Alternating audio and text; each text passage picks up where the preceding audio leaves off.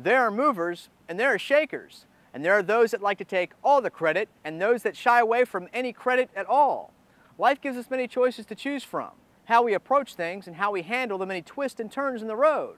But only true character and resilience can separate the true leaders from the followers.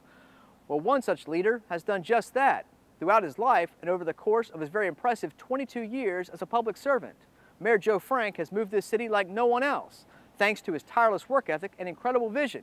And as he closes the chapter on this portion of his life, I recently caught up with him at City Hall for a chance to reflect on his public service, his last 14 years as mayor, and more importantly, the incredible opportunity of serving the citizens of Newport News. You know, it's been a work of joy. I've said that countless times. I have loved every day of this job. I have met people I'd never meet any other way. I've learned about things that I never would have learned about any other way. The responsibility of mayor of a small community like ours, it's not so small anymore, 193,000 people, is really enormous. And in my sense, and people can do the job differently than I did it and be successful. I don't pretend or suppose that I have any magic approach to any of this stuff, but you know, my sense is that people elect you to provide leadership and to provide vision and to provide direction. And sometimes they agree with you and sometimes they don't, and that's the great part about a democracy. Everybody's entitled to their opinions and to their perspectives, and I respect that. But you have to believe in what you're doing, and you have to, as a leader, look over your shoulder and make sure people are following, because otherwise you're not leading. And doing that, engaging the public, being involved, trying to go everywhere that I'm asked as much as I possibly can do that, has given me a sense of what the public expects and what they need and what they want. And then I try to articulate how we can go about getting those things done.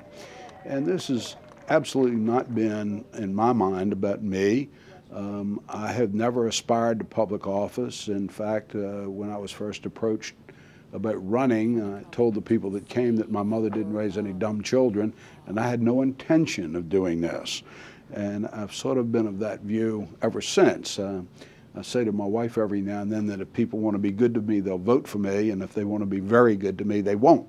But if you take the job and people entrust you with the job, and that's what this is, I view it as a civic responsibility that all of us have to contribute to the world that we were brought into.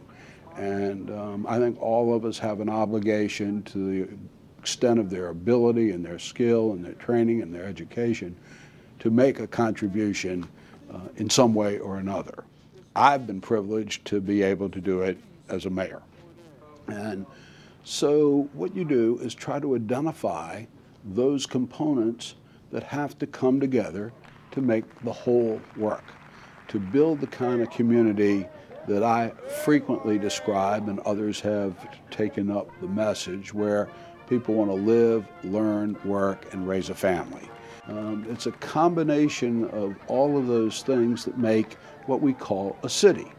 And it's doing together collectively as a community those things that make things happen and make for success that we can't do separately. And so being able to articulate goals and opportunities, risks that people can understand and relate to and can set aside their differences and come together for the common good is, I think, the primary challenge of public office in this day and age. And I've been very fortunate in being able to, you know, sort of, as I said earlier, look over my shoulder and find that most people are there and supportive and encouraging and offering their friendship and their energy. So it's been just a wonderful experience, and I've been grateful for the privilege and the opportunity every day. And you know, at the end, you hope that the efforts that you made, and I put an enormous amount of time in doing this, make somebody's life a little better and give young people a sense of hope and opportunity, and that people feel that they're better off.